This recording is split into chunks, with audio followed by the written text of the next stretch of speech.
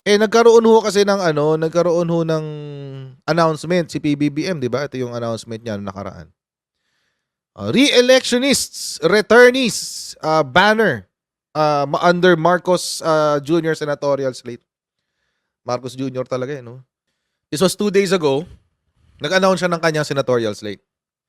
President Ferdinand Bongbong Marcos Jr. unveiled Thursday his senatorial slate a week before COMELEC opens the filing of certificate of candidacies for 2025 midterm elections. Thanks but no thanks daw guys. So thanks but no thanks. Wow.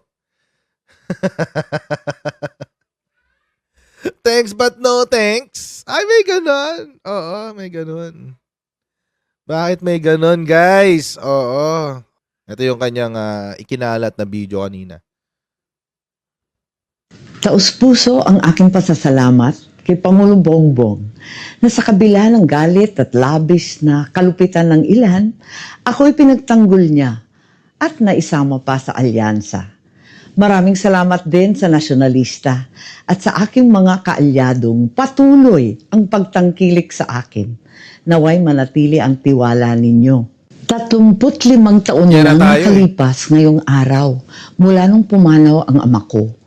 Ngunit buhay na buhay ang mga aral niya sa aking puso. Kaya't bilang panganay niya, pinipili kong manindigan ng malaya't matatag tulad niya na wala nang dapat kampihan kundi ang sambayanang Pilipino. Hindi madaling tumayong mag-isa sa kampanya at sa politika. Ngunit yan ang pamana ng matanda sa akin. Yan ang pamana ni Apo Lakay na ginugunita natin ngayon. Minabuti kong manindigan na nakakaewan ko paano ko magre-react dito, guys. Hindi ko alam paano ko magre-react dito. Parang ang plastic, man. Parang tapusin nga natin. Ang mag-isa upang wag nang malagay sa alanganin ang aking ading. Para wag nang mag-alinlangan ang aking mga tunay at minamahal na kaibigan. Sige, basahin natin nasa prompter. Oo, basahin natin nasa prompter game. Pinipili ko na lamang manatiling malaya at tapat, hindi sa isang grupo, kundi sa bawat Pilipino. Bitbit ang aking mga nagawa para sa bayan nitong nakaraang termino. Mga batas na aking alay sa taong bayan at ang katotohanang hindi ako lumihis sa landas at prinsipyo ng aking ama.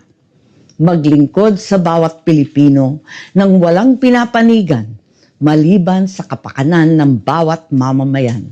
Sana'y patuloy ninyo akong unawain at mahalin.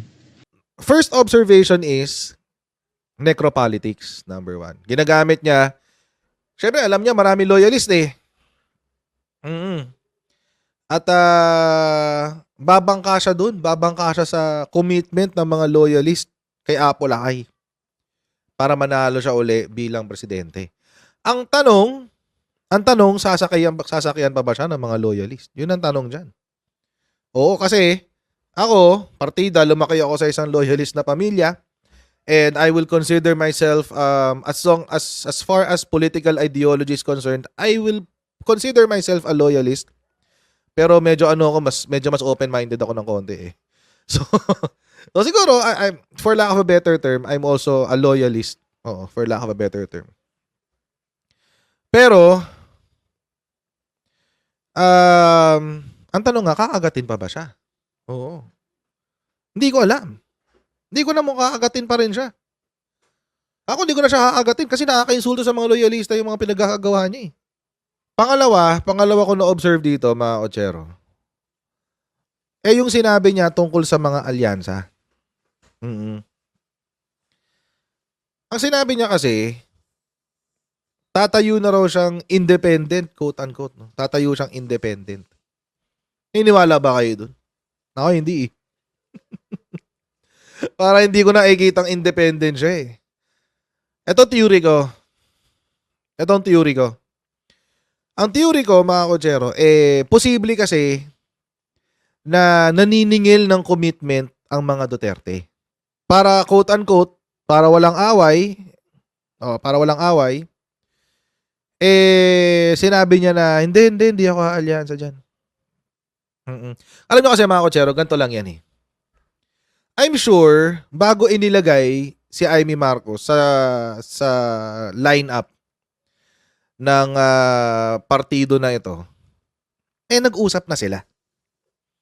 I'm sure. Oo. Wala kasing matinong partido or alyansa na mag-a-announce ka ng lineup mo na hindi mo kinukumpirma kung sino yung final lineup mo. Malamang may usapan ng naganap dyan. Nag-usap na yan. Nag-usap. At malamang sa malamang, nagbigay na si Amy ng kanyang confirmation na, sige, sasali ako dyan sa alyansa ng para sa bagong Pilipinas. Sige, sali ako dyan. Go. Bakit? Under siya ng nasyonalista eh.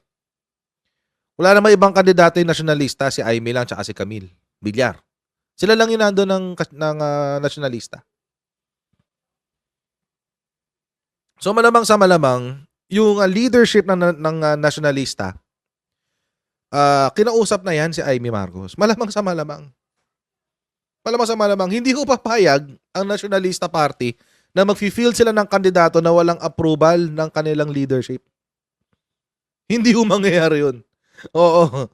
Baka nagkagulatan na lang yan ngayon.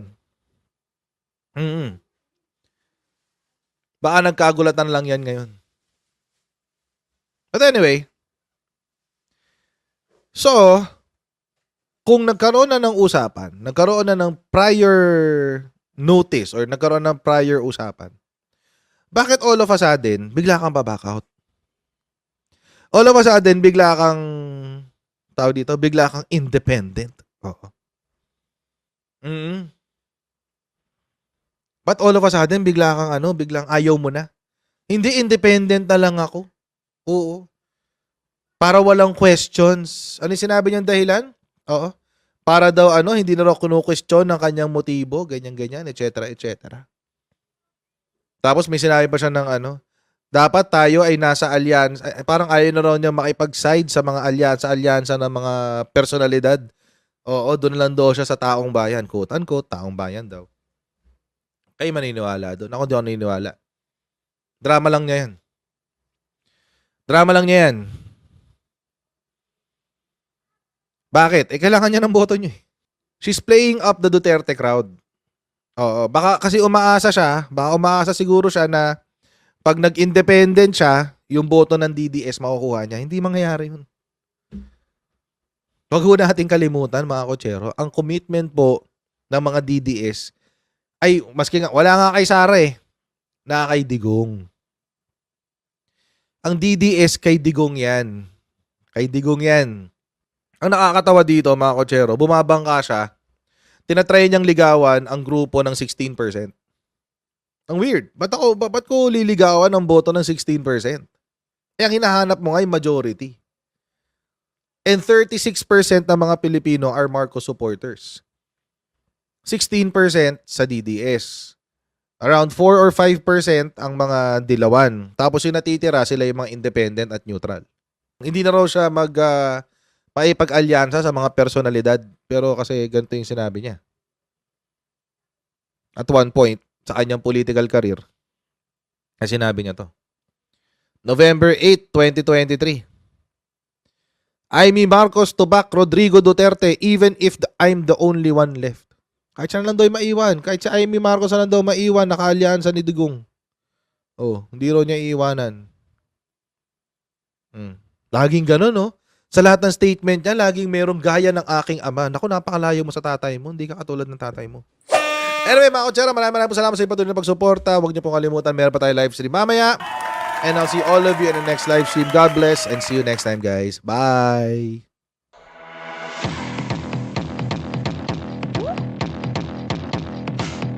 Huwag ganun. Huwag natin gawing tanga mga Pilipino. Mas maganda kasi nasa lugar ka ng tama kaysa yung pinipilit mo yung pagkakamali.